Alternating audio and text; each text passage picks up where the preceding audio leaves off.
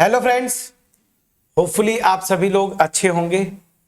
Straight lines के पे जो कॉन्सेप्ट है मेरे ख्याल से ये लास्ट होगा। इसके बाद कुछ और न्यूमेरिकल्स कर लेंगे। ये जो क्वेश्चन है position of 2 points relative to a given line, इस क्वेश्चन पे जेई मेन में रिसेंट ईयर में क्वेश्चंस बने हैं। 2020 का एक क्वेश्चन मैं इस वीडियो में करूंगा कॉन्सेप्ट डिस्कस करने के बाद। तो ये जो कॉन्सेप्ट है position of 2 points relative to a given line, ये है क्या? मतलब इसमें एक स्ट्रेट लाइन दी हुई होगी। मैं जस्ट ऐसे आपको बता देता हूं। अब ये जो बोल रहा है ना कि position of 2 points related to a given line, इसका मतलब क्या है कि ये लाइन दी हुई है और मान लीजिए इस लाइन का equation ax plus B Y plus C this is equal to 0 है। अब मेरे पास 2 पॉइंट्स क्वेश्चन में दिया रहेगा x1 y1 और p x1 y1 और मान लीजिए ये x2 y2 q जो है। अब सीधी सी बात है, दो ही पॉसिबिलिटीज हैं कि ये दोनों पॉइंट्स जो है ना इस लाइन के एक साइड हो, मतलब पी भी या तो लाइन के लेफ्ट में हो, ठीक है ना। जैसे ये मैंने लिया तो अगर राइट में है तो पी और क्यू दोनों क्या होंगे, राइट में होंगे, या दोनों लेफ्ट में हो। तो इसको क्या बोलते हैं, ये दोनों पॉइंट्स जो है ना लाइन जो गिवन लाइन है उसके एक साइड में है ना। जैसे अगर ये कंडीशन हो तब भी, इसका ये कंडीशन हो तब भी, ये दोनों केसेस में ये दोनों पॉइंट्स जो है ना, ये जो लाइन है इसके एक साइड है। लेकिन अपोजिट साइड भी आ सकते हैं। पॉसिबिलिटी ये है कि P इधर आ जाए ना और Q जो है मेरा इधर आ जाए। तो लाइंस जो दी हुई है उसके अपोजिट साइड्स में दोनों पॉइंट्स लाई करते हैं। इसी को बोलता है, ये जो कॉन्सेप्ट है यही डिस्कस करता है कि दोनों पॉइंट्स एक साइड में होंगे या फिर दोनों अपोजिट साइड्स में होंगे इस गिवन लाइन के। तो यहां पे कंडीशन है, प्रूफ पे मैं नहीं जाऊंगा। कोई भी अगर अच्छी बुक है उस पे आप देखेंगे, सेक्शन फार्मूला वाला कॉन्सेप्ट यूज करके प्रूफ करते हैं। तो जो डेरिवेशन फाइनल रिजल्ट आता है, करते क्या है बस समझिए, कुछ नहीं करना है। ये जो लाइन है ना इस पे पहला पॉइंट रख दीजिए तो क्या हो जाएगा, ax1, x की जगह x1, y की जगह y1, तो ax1 plus B y1 plus सी।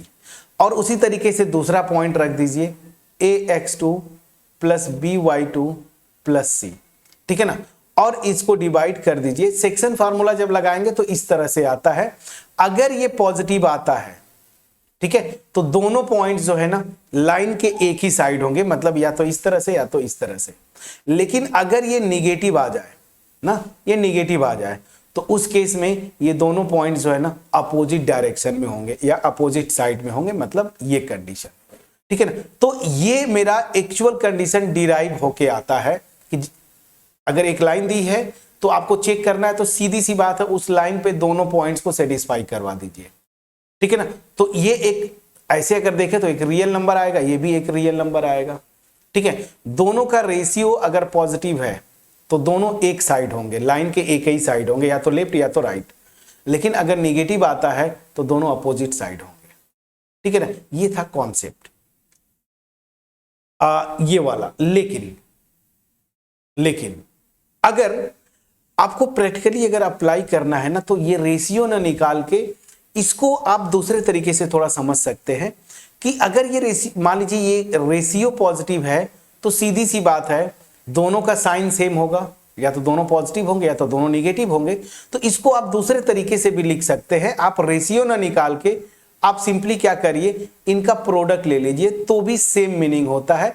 ax1 plus B y1 plus सी और यहां पे ax2 plus B y2 plus सी ना। ये अगर ये पॉजिटिव आ जाए सेम, मतलब साइन पॉजिटिव ही रहेगा, आप रेशियो ना निकाल के आप दोनों का प्रोडक्ट निकाल लीजिए, मीनिंग सेम रहेगा। क्योंकि रेशियो पॉजिटिव है मतलब क्या है, दोनों का साइन सेम होगा, इसका और इसका। अगर ये दोनों पॉजिटिव हैं या दोनों निगेटिव होंगे, यहां से भी तो सेम मीनिंग आएगा। तो आप रेशियो ना निकाल के आप प्रोडक्ट निकालिए, सेम मीनिंग है। लेकिन जो डेरिवेशन है बुक्स में आप देखेंगे ये कंडीशन देता है, लेकिन अप्लाई करने के लिए मैं क्या बोल रहा हूं, प्रोडक्ट निकालिएगा। और अगर ये निगेटिव हो जाए मतलब अगर ये निगेटिव है इसका मतलब क्या, ये दोनों अपोजिट साइन में है तो दोनों का प्रोडक्ट भी सेम वही कॉन्सेप्ट है, अगर अपोजिट साइन में है तो निगेटिव होगा। तो आप करेंगे क्या कि ये चीज एक्चुअल कॉन्सेप्ट बुक्स में देता है, बट आपको क्या करना है, ये प्रोडक्ट निकाल लेना है। तो ये अप्लाई करिएगा क्वेश्चंस में, और मैं इसको रिफर कर रहा हूं कि ये कॉन्सेप्ट लगाएंगे तो थोड़ा कैलकुलेशन जल्दी कर पाएंगे और मीनिंग वही है, आंसर भी सेम आएगा। करना क्या है, 2 पॉइंट्स देगा, उनको जो लाइन दी होगी उस पर सेटिस्फाई करवा दीजिएगा, उनका प्रोडक्ट निकाल लीजिएगा। अगर ये पॉजिटिव है सेम साइड में होंगे, और अगर निगेटिव आएगा प्रोडक्ट तो वो दोनों पॉइंट्स अपोजिट साइड में होंगे।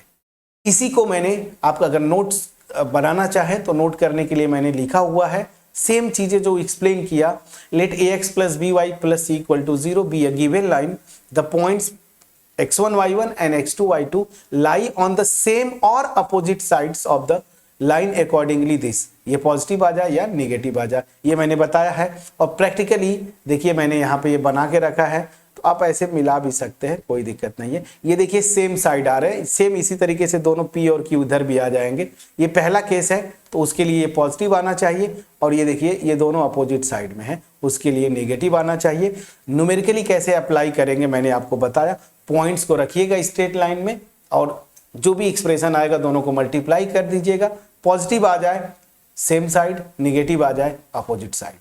अब इस पे मैं एक न्यूमेरिकल कर देता हूं। जेई मेन का क्वेश्चन मैंने लिया है 2020 का, अच्छा क्वेश्चन है। क्या बोल रहा है, the set of all possible values of theta in the interval 0 to पाई। यहां पे आपको क्या बोला है, पूरे रियल नंबर्स पे नहीं ले जा रहा है, थीटा रियल नंबर है बट इसी इंटरवल में रहेगा 0 to pi, for which the points 1, 2 and sine theta cos theta lie on the same side. यहां पे देखिए बोल दिया ना, सेम साइड पे लाई करेगा to the line this is.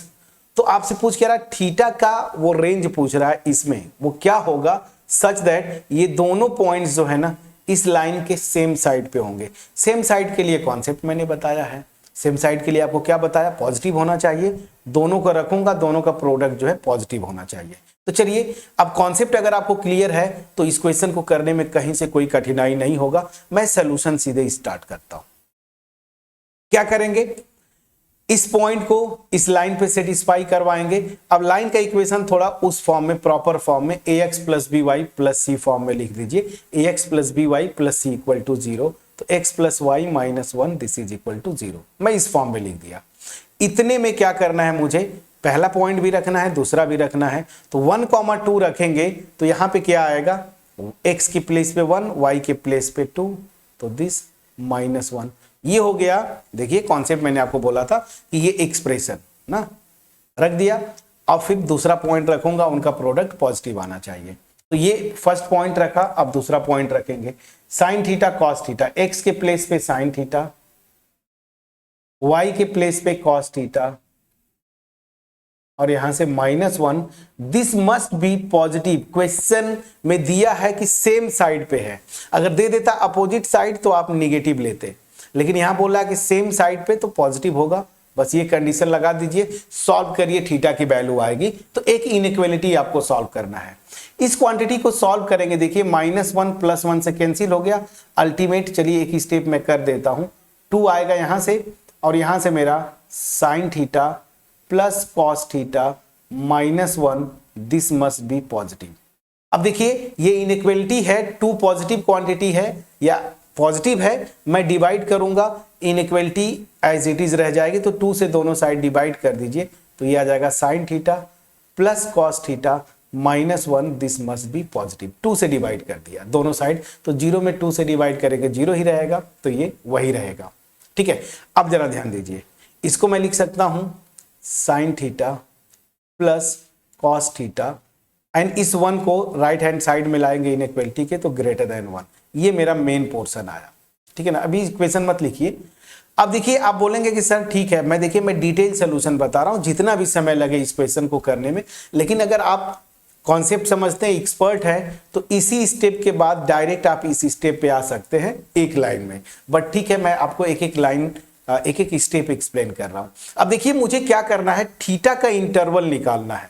जब थीटा का इंटरवल निकालना है तो यहां से sign theta plus cos theta is greater than 1, ये थोड़ा सा कॉम्प्लिकेटेड हो जाएगा। तो इसको मैं क्या करूं ना, sine theta plus some angle form, मतलब मैं इस फॉर्म में बदलना चाहता हूं, साइन ए प्लस बी या फिर कॉस ए प्लस बी, इस टाइप का, ए प्लस माइनस भी हो सकता है, कोई दिक्कत नहीं, मैं इस फॉर्म में बदलना चाहता हूं। तो ऐसे आप इनइक्वालिटी बहुत सॉल्व किए हैं, 1/√2 से डिवाइड कर देते हैं, तो 1/√2 sine theta plus 1/√2 cos theta, this is greater than 1।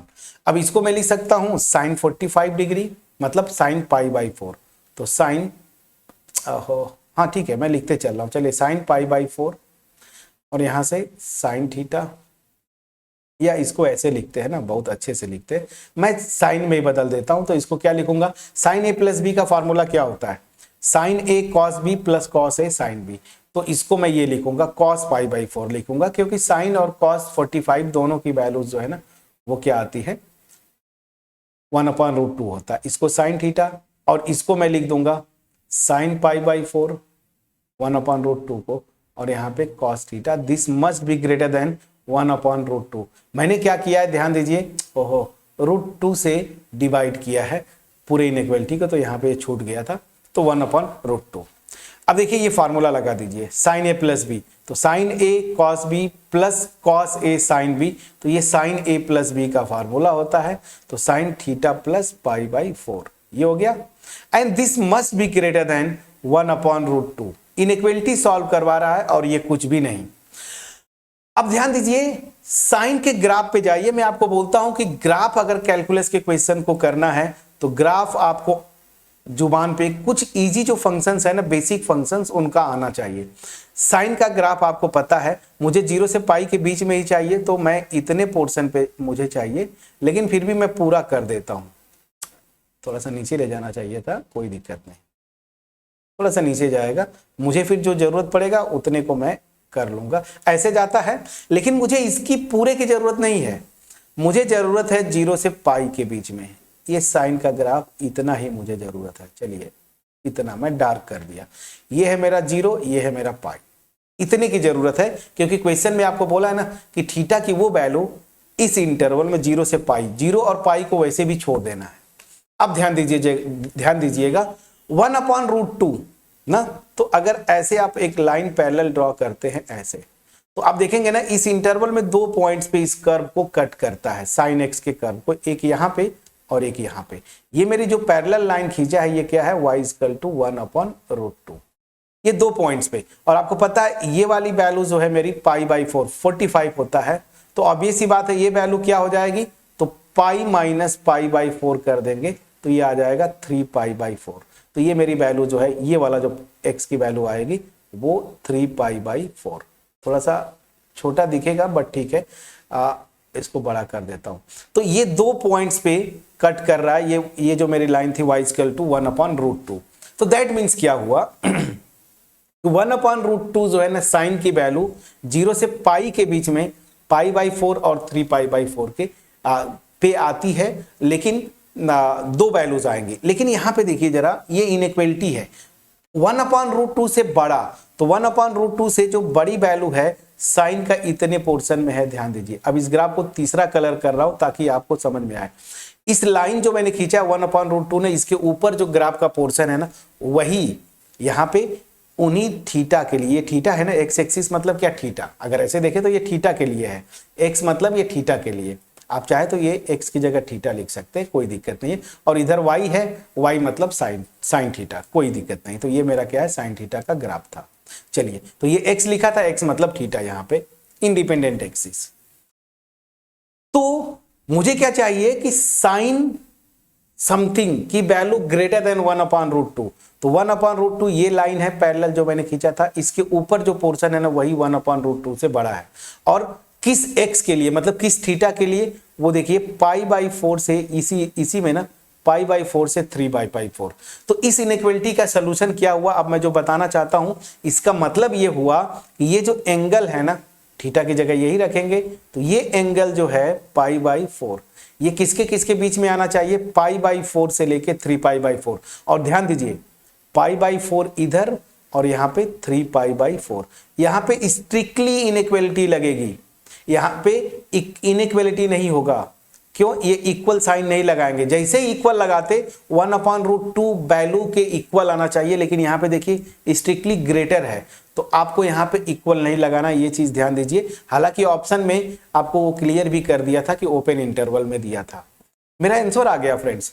अब यहां से क्या करेंगे, मुझे थीटा का रेंज चाहिए ना, क्वेश्चन में बोल रहा है यही ना कि थीटा की किस वैल्यूज के लिए पॉसिबल वैल्यूज, मतलब थीटा का रेंज निकालना है। तो हमें क्या करना है, थीटा चाहिए। π/4 यहाँ पे है, दोनों साइड इनइक्वालिटीज में क्या करेंगे, π/4 सब्ट्रैक्ट करेंगे। तो यहाँ π/4 सब्ट्रैक्ट किया, यहाँ पे भी चलिए एक स्टेप कर देता हूं, अदरवाइज आप कर लेते। यहाँ पे भी सब्ट्रैक्ट करेंगे और यहाँ पे भी सब्ट्रैक्ट करेंगे, ठीक है ना। π/4 पूरे इनइक्वालिटी में सब्ट्रैक्ट कर दिया। ये तो 0 हो गया, देखिए लेस देन थीटा, यहाँ पे देखिए ये 0, तो obvious सी बात ये थीटा बनेगा। यहाँ पे क्या हो जाएगा, 3π/4 और दिस एलसीएम लेंगे, 4 है, 3π में से पाई जाएगा 2π, 2 से इस 4 को कैंसिल करेंगे, π/2। तो मेरा रेंज जो आ गया थीटा का, ये देखिए ये आया। इसका मतलब क्या हुआ, थीटा जो होगा वो क्या होगा, ओपन इंटरवल 0 से π/2, ओपन इंटरवल 0 से ओपन इंटरवल 0 to π/2। कौन सा ऑप्शन सही दिख रहा है, देखिए ऑप्शन ए आपका सही है, 0 से ओपन इंटरवल 0 π/2, ठीक है।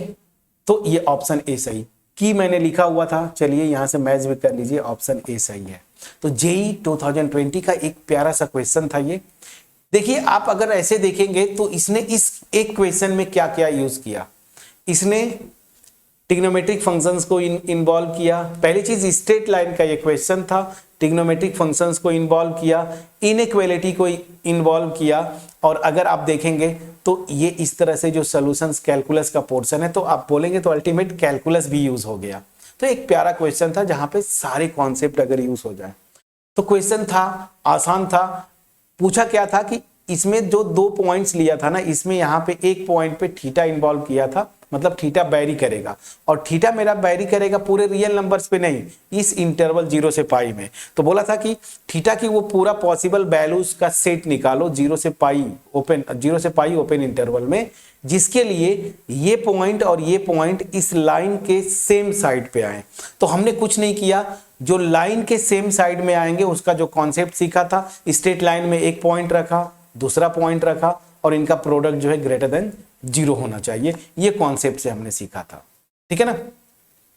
अब यहां पे लाइन इस फॉर्म का दिया था मैंने, इस फॉर्म में पहले बदला, ax + by + c = 0। अब 0 को हम इग्नोर करते हैं ना जब ये एक्सप्रेशन लिखते हैं, इस फॉर्म में लिखा मतलब 1 को इधर लाया, ये भी चीज ध्यान देना था। लाने के बाद वो पॉइंट्स दोनों रखे, सिंप्लीफाई किया, एक इनइक्वालिटी बन रहा था, इसको इनइक्वालिटी को थोड़ा सा सॉल्व करते करते हम यहाँ पे पहुंचे। अब यही से मुझे सोल्यूशन निकालना है। तो थीटा की रेंज की बात कर रहा था ना कि थीटा किस रेंज में जाएगा, वो मतलब मेरा मोटिव था। तो थीटा, अब इस पूरे को मैं कुछ भी लिख दूं, मान लीजिए अगर ऐसे बोलता था तो इस पूरे को मैं x लेता, x पे मैंने ड्रॉ किया, एनीवेज कोई बात नहीं है। तो साइन समथिंग की वैल्यू ग्रेटर देन 1/√2, तो मैंने ये ग्राफ खींचा था, ठीक है। हालांकि ये जो भी मैंने खींचा वो थीटा के लिए नहीं खींचा था, इस पूरे मतलब ये जो क्वांटिटी थी ना थीटा + π/4, इसको मान लीजिए मैं एज्यूम कर लेता हूं x। तो अब ये x एक्सिस कर दिया, अब x एक्सिस पे मैंने खींच दिया, ठीक है। तो यहां पे साइन, ये एक एंगल है, उसकी जो क्या क्या वैल्यूज हो सकती हैं जिसके लिए sine of that particular angle must be greater than 1/√2, sine theta का सिंपली ग्राफ खींचा, और वहां से मैंने देखा कि π/4 से 3π/4 के बीच में ही, मतलब इन दोनों पॉइंट्स पे 1/√2 के इक्वल होता है। लेकिन हमें इससे बड़ा चाहिए, तो बड़ा इतना पोर्शन जा रहा है। ये बड़ा पोर्शन क्या होगा, जब मेरा यहाँ पे जो x में एज्यूम किया हूँ थीटा + π/4 को, वो इस रेंज में आएगा, π/4 से 3π/4 के रेंज में। मैंने वहां से लिखा, सिंप्लीफाई किया, मुझे एक्चुअली थीटा चाहिए था, थीटा की वैल्यू ये आ गई।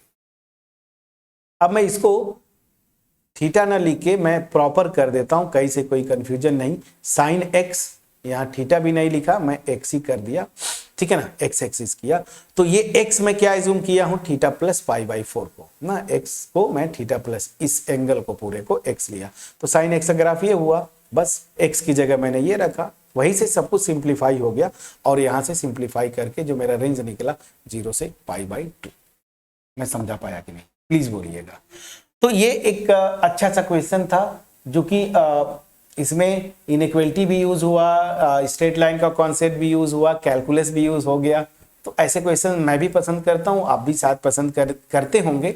एज ए स्टूडेंट अभी लगता होगा कि थोड़ा कहाँ से ये सारी चीज़ें, बट जब आप प्रैक्टिस में आ जाएंगे, थोड़ा कॉन्सेप्चुअली जाएंगे तो चीज़ें और आसान हो जाती है। ग्राफ्स पे फोकस करना है, ग्राफ्स अगर आप खींच लेते तो बड़े आसानी से कर ले जाते।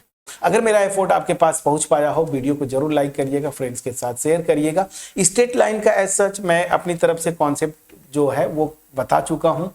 अब मेरे ख्याल से एक्स्ट्रा कोई कॉन्सेप्ट की जरूरत है नहीं, बट फिर भी अगर जरूरत पड़ेगा तो मैं कुछ एक दो एग्जांपल्स और ले लेता हूं ताकि आपका थोड़ा सा स्ट्रेट लाइंस पे जेईई मेन का अभी क्या पैटर्न चल रहा है लास्ट 4-5 ईयर्स में वो आपको पता चल जाए।